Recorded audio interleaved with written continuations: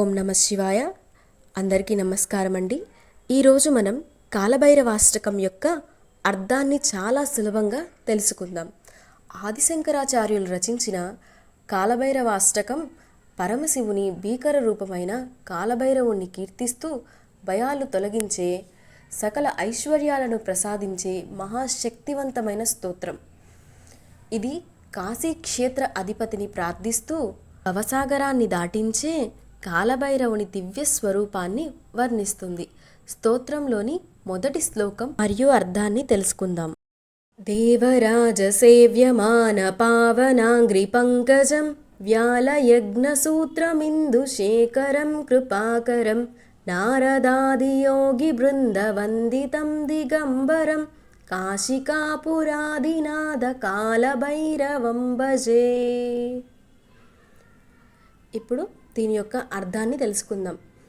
మొదటి పాదం దేవరాజా అంటే దేవతలకు రాజు అయిన ఇంద్రుడు, సేవ్యమాన సేవింపబడుతున్న, పూజింపబడుతున్న, పావన అంటే పవిత్రం, అంగ్రి అంటే పాదములు, పంకజం అంటే కమలం లేదా తామర పువ్వు.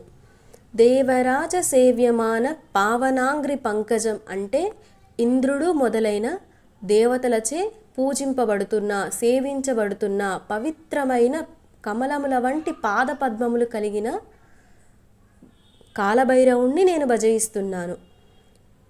రెండవ పాదం వ్యాల అంటే సర్పము, యజ్ఞసూత్రం అంటే యజ్ఞోపవీతం లేదా జంధ్యం అంటాం.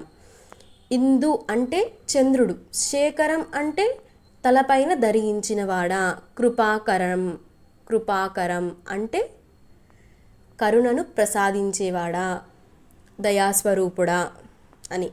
వ్యాలయజ్ఞ సూత్రమిందు శేఖరం కృపాకరం సర్పమును యజ్ఞోపవీతముగా ధరించినవాడా, చంద్రుణ్ణి తలపైన ధరించినవాడా, కరుణను ప్రసాదించే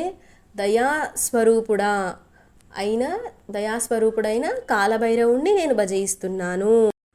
మూడవ పాదం నారదాది, నారదుడు మొదలైన, యోగి బృంద యోగుల సమూహం, వందితం వందింపబడుతున్న, నమస్కరింపబడుతున్న, దిగంబర అంటే దిక్కులనే వస్త్రముగా ధరించినవాడా, ఆకాశస్వరూపుడా, మాయకు అతీతుడా. నారదాది యోగి బృంద వందితం దిగంబరం అంటే నారదుడు మొదలైన యోగులచే నమస్కరింపబడుతున్నా, వందింపబడుతున్నా దిగంబర స్వరూపుడైన కాలభైరవుణ్ణి నేను భజయిస్తున్నాను. ఇది అర్థం. నాలుగవ పాదం కాశికాపుర కాశీ నగరానికి చెందినవాడా, అధినాథ అధిపతి, పరిపాలకుడా అని అర్థం. కాలభైరవం సమయాన్ని నియంత్రించే శివుని ఉగ్రస్వరూపం అయిన కాలభైరవ నిన్ను నేను భజయిస్తున్నాను అని అర్థం.